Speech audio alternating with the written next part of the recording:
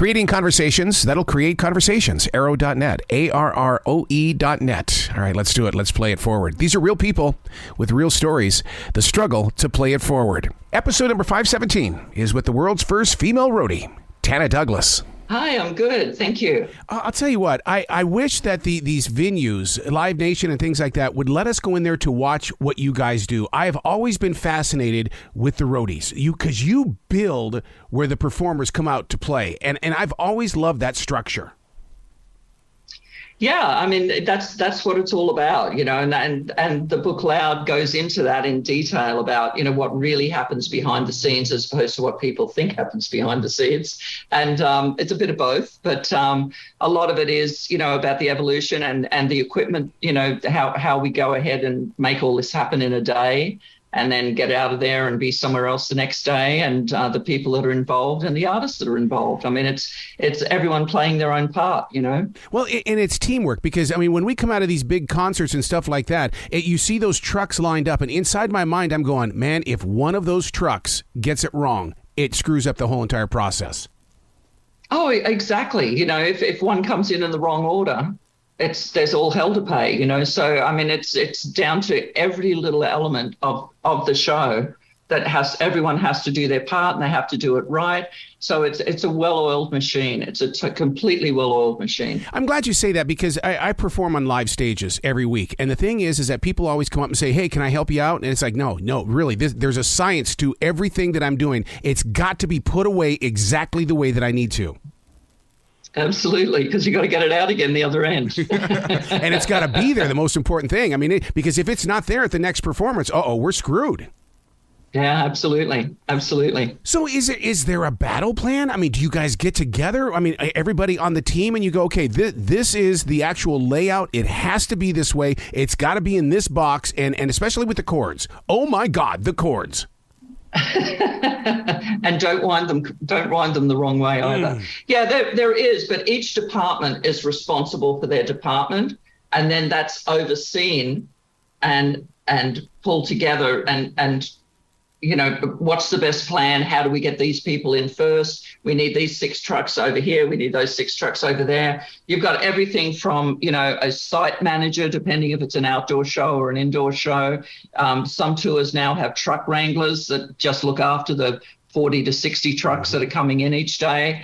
You've got a production manager, you've got a tour manager. So all of these people have their own jobs, and they all oversee someone else's job. So there's no wild cards out there. There's no one who's not overseen by somebody else, because it's too important. It's too important and it's too big. So it's got to be that well-oiled machine. So that. I'm sorry. Yes. I mean, I was just going to say, I mean, that oiled machine, I mean, my God, I mean, but the thing about it is that oiled machine has to be a healthy machine as well. I mean, I'm always shocked that you guys are always healthy. Well, we're probably not as healthy as we look sometimes. It's incredibly straining, and it can be exhausting. And now people are a lot more aware, and they watch their diet, and they sleep better hours, and tours are scheduled so people do have time to sleep. In the beginning, there was none of that taken into consideration. There wasn't even catering. There wasn't, God forbid, have a shower. And then you get in the car, once you've loaded all the trucks, you get in the car and you drive yourself to the next show. No. So, oh, yeah. Yeah. So, I mean, that's how I learned how to drive. It was, we were driving from one show to the other. I would sit in the co-pilot seat because I was kind of too nervous. I wouldn't show anyone, but the reason, my logic for it was I'd stay awake to keep the driver awake. Mm-hmm. So I'd always be talking to them and opening windows and closing windows and doing whatever it took to keep them awake. And then this one night, this guy just said, I got to pull over. You got to drive. I can't drive another second, and I'm like, no, you don't understand.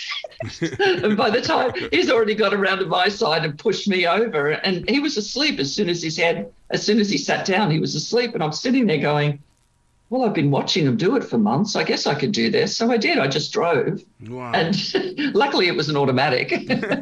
So I just drove, but I stopped when I got to like the outskirts of Sydney. I pulled over because it was peak hour. And I'm like, no, someone's got to drive. I pretended I didn't know the best way to get to the venue. It was like I was terrified. Oh my God. Oh my God. See, now those are the stories that I love to hear, because that's like one time somebody said, you want to talk with Elton John or the tour manager? And I said, I want to talk to the tour manager because I want to know the stories, because what you guys do behind the scenes is just fascinating to me. Was that Nikki Pitts? I'd have to go back into my production and stuff like that to find out. But that name sounds really super familiar. But the stories and I mean, and what you guys have to do in order to build, because I mean, I'm sure you've been inside the arenas when it's empty and out there on the ball fields and stuff like that. And all of a sudden, your work of art comes to life, and then we get the wow factor, and you guys are like the second fiddle in the band. We don't sit there and applaud you or give you a standing ovation when we should. Yeah, it's funny actually. Bands have started doing it more and more often, thanking their crew like as part of their show, which is kind of a nice thing. It all started with that show. The Loadout song. What was that song? The Loadout. Jackson Browne. But of course. Well, yeah, but the problem with that is that song went forever, and he'd play it last, and all we wanted to do was actually load out, and he's still singing. It's like, oh, for God's sake, can you stop the song? We want to go. So then it had to be a total benefit to you when these cities started putting these noise rules into place, where it's like, this concert has to be over at 11 o'clock no matter what, because a lot of these bands, especially Springsteen, will continue going.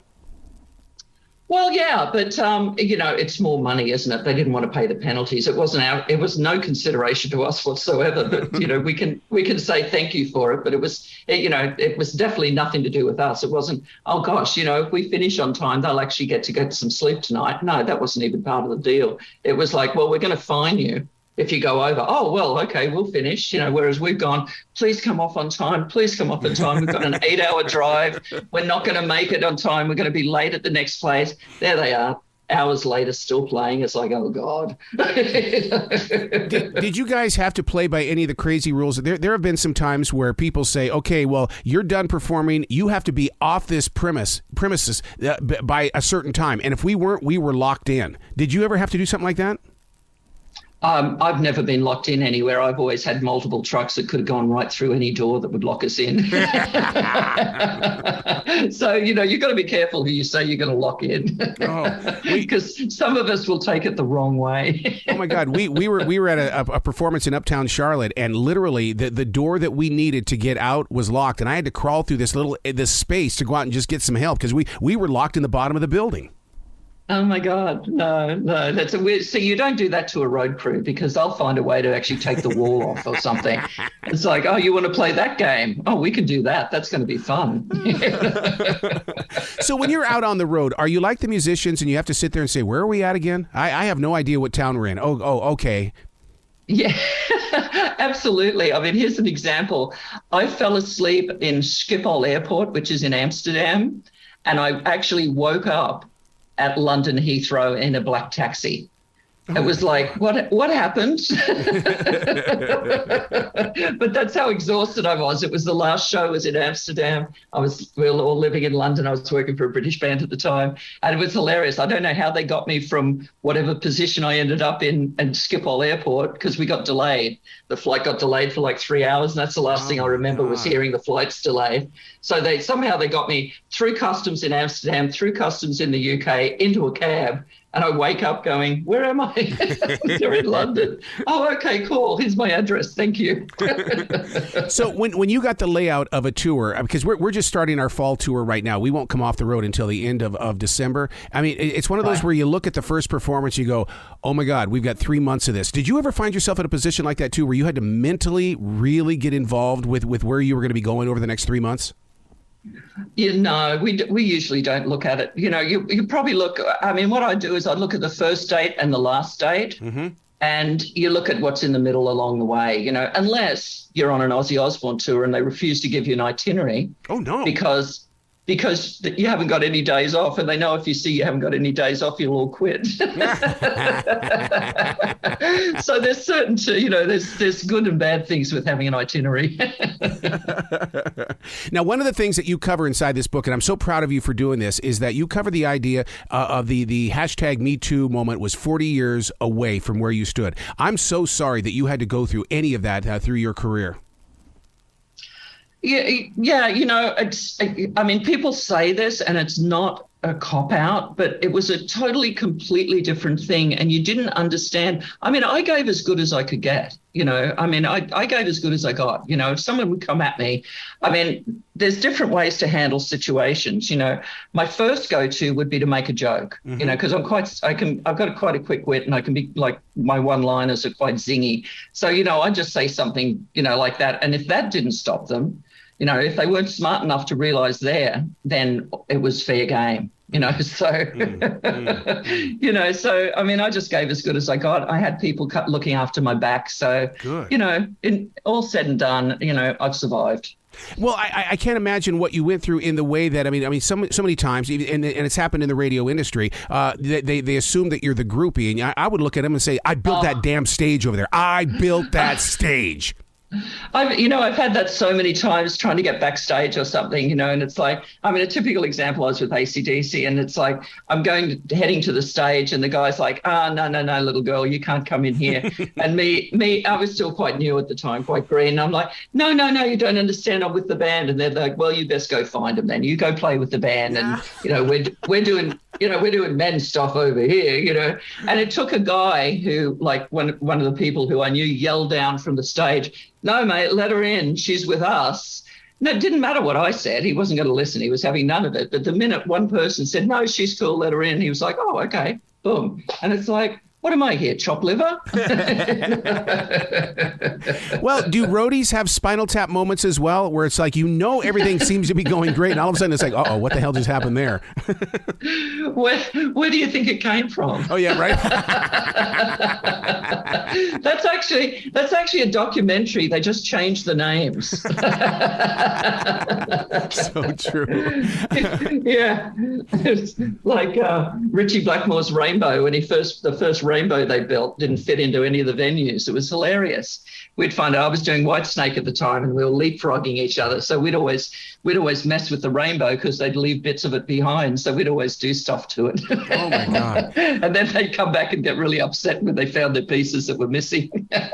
I've been with Richie and his wife. Those two people are some of the most spiritual, loving people on the planet. And what I love is that they love to share stories. Did you ever get locked in those moments where it's like, look, I know you're the rock star and you're sharing the story, but I got a job to do?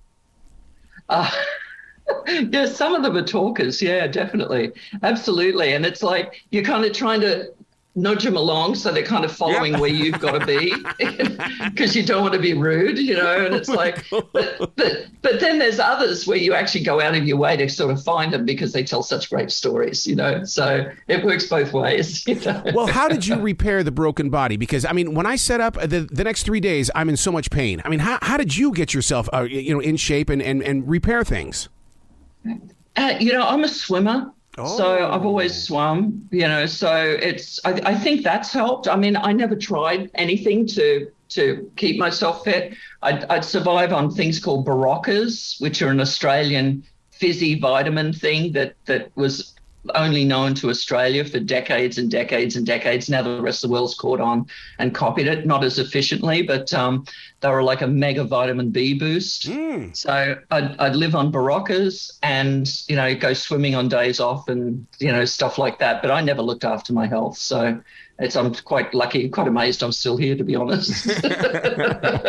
Can you imagine? Must be the genes. Can you imagine if your world, when you first got into it already had Monster drinks or Red Bulls and stuff like that? My God, I would have been down in those monkeys before setting up that stage. Yeah, lucky I'm not a soda girl. I've never really gotten into sodas or anything like that. But Baroccas were my thing, and they're kind of fizzy, so that's as near as I got. But yeah, it's we had other things. How did you get past the dreary dread of setting up a stage? Because you don't get to be the person underneath the lights, but you're the one that's putting up the lights. Well, that's what it's all about, isn't it? I mean, we're doing it for them. Yeah. You know, that's the whole reason why we're there.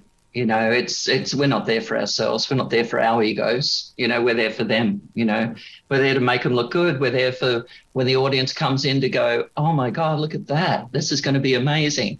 And then when the lights go out and everyone goes, ah, That's it. that's it. That's the money shot right there. You know, so that's the one that gives you the energy to pull it all apart at the end of the night and stick it back in the truck and go somewhere else. You know, it's. And when you're pulling it apart, that to me is, I mean, they actually ask me to leave the arenas and stuff like that. But I love the way that how everything fits into its own case. And because I want to see how things are built. Yeah. Oh, it's really important. It's you know, I mean, I say it's like a ballet, you know, a very messy ballet, but a ballet. You know, and it really is, because everything's choreographed. You know, everything happens in a timely manner. Everything's moved. Like as one lot's swinging off to the left, someone else is coming in from the right. So, you know, everything's completely. And if it's not, it's going to take hours longer. So you all work together and you make it happen. So like today, I noticed that all the roadies have earpieces and stuff like that. Was it always that way? I mean, because how did you communicate in the early days? Oh, we'd have headsets, you know, those clumpy Bayer headsets with the little microphone arm on and a little belt pack, and we were tethered to a cable, you know. So, you know, either that or we'd yell, "Oi!" Throw something at someone across the stage. You know, if they're not paying attention, you pick up something and throw something at them. So you're really throwing missiles between moving band members to hit someone on the other side of the stage. And the audience doesn't even notice. They're kind of like, what was that? Never mind. Oh, what's going on? Okay, cool. How did that change when it comes to the audience in the way that all of a sudden every concert now had to have the big screens now, everything behind them as well as on the sides and stuff, because all of a sudden the roadie's job became, I got to bring that damn thing in? Well, it's a different set of roadies that do it, isn't it? You know, so what it is a whole other department was added. So, and that's what we were talking about originally at the beginning. You know, each department has their own system. Each department works closely with the next department, you know, that affects them. You know what I mean? So whether it's video and lighting or video and audio or audio and backline, you know, these departments, it's all synchronized. Yeah. The name of the book is Load. One of the mantras inside this book, which I really love it, is that it what goes on tour stays on tour. Yet when you bring out the book, I mean, it's like, okay, what goes on tour stays on tour, but you let us inside. This is more than a backstage pass. This is you sitting down with us, sharing a cup of tea, and we're having a conversation. Absolutely. The book's called Loud. Loud. My handwriting. I'm a doctor. I want you to know that. You should see my handwriting. So yeah. and I got hooked on it because we were talking about Jackson Browne Load, and it's like, oh my God, come on, Clarence, get your game together. Absolutely. All right. So now, when you release it like this, what goes on tour stays on tour, but yet you have shown us the map, and it's like what goes on in Vegas stays in Vegas. You've let us inside. Well, yeah, but the thing is, it's not a tell-all book, you know, and that was never my intention. You know, I mean, all these artists and performers, they've all written their own biographies and they've all told their own stories. They've all confessed to all the bad or outrageous things that they've done. That's not my job. My job is actually showing people a different side of them, you know, a more personal side of them, how they interact with us as their crew, you know, which is a unique relationship. So, you know, you get to see that and you get to see, you know, how we react and interact amongst ourselves, you know, because that's what keeps this whole machine going is the different individuals, the different characters, and the way that we all do our jobs and the way that we all treat each other. Building that team, you can't just go to LinkedIn and sign up to do the job. I mean, you guys have got to have some sort of connection, and this guy knows this guy who knows this girl who knows this guy. I'm now on your team. It is. It's personal networking is huge, you know, and you know, I'll say it, you know, 100 times that, you know, someone who may be excellent at their job but has no personality or, you know, is a disgruntled person will be passed over by someone who's good at their job or learning at their job, but it's just fabulous to be around. And you know you can rely on this person. You know they're going to be a team player. And it's all about that. You've got to be part of the team, you know. And you can learn as you go, as long as you're prepared to listen. Everyone will teach you. My favorite word, listen. I love that. So the question is, do you turn this into a podcast to extend it, to put conversations in there with all the other people that you've traveled with? Do you make a Netflix series, or do you turn this thing into a movie? Well, there's already talk about a documentary, and I'd like to eventually see some sort of feature, but some sort of dramatic interpretation of it, so that would be good. The nearest to it that's happened so far in my eyes is Almost Famous, and that was that's the best and closest rendition of what it's really like to tour outside of the star's perspective, and this is another story which is separate and unique to itself. But, it would make just as good a story. Yeah, it's like the new Elvis movie. We got to see Elvis as a human being. And I walked away from that movie going, oh, my God, I never even thought that he had real feelings. Right. I haven't seen that yet, so. Oh, you're going to, because, when the stage lights go out and he's standing there and he's exhausted, you're going, oh, my God, I feel like I stole from that man. Yeah, you do. They do. They give a piece of their soul every night, and my hat goes off to them. Yeah, absolutely. You've got to come back to this show many more times in the future. If Joe Elliott from Def Leppard can be on this show 9 times, so can you. I want you to always know that you've got a stage. And I'll build it. I'll build the stage, okay? All right. Well, you invite me back, and I'll be there. Excellent. Well, you be brilliant today, okay? Thank you. You too.